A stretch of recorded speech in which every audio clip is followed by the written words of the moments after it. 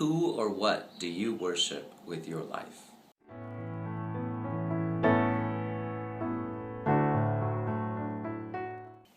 Who or what do you worship with your life? One of the constant struggles of ancient Israel throughout much of the Bible was the struggle with false gods. The struggle with false gods. On the one hand, they were commanded to worship the Lord their God and the Lord alone. But on the other hand, it was often tempting for the people of Israel, God's chosen people, to also work in there the worship of other gods from surrounding cultures, gods like Baal. It's not that they would ever completely abandon the God of Israel, it's just that they wanted to cover their bases in case there was this other deity who might be able to help them with providing rain or with the gift of fertility or whatever it was. In our life these days, we don't have exactly the same struggle, but we still have the issue of false gods. A false god is anything that takes the place in our heart that should belong solely to God. Anything that demands or commands our ultimate trust or our ultimate loyalty.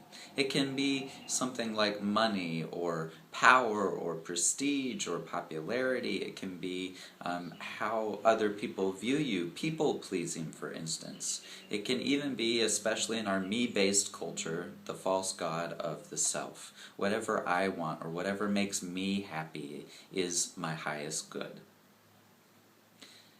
The issue is that while we are often divided in our hearts and unable to give complete loyalty and devotion to God, we still have the gospel message that while we are divided, we have a God who is not.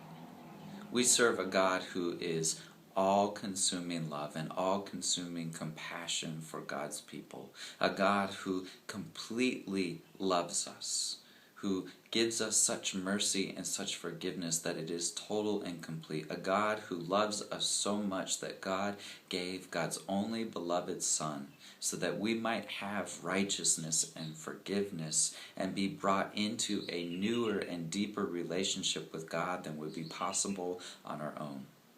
So the good news for us is that while we are divided and often unable to give our complete devotion, we are coming to know a God who holds nothing back and who offers that complete love to us that is working on our hearts and casting out those idols and false gods as we learn more and more to trust in who God is and that we are who we are because we belong to this all-loving God.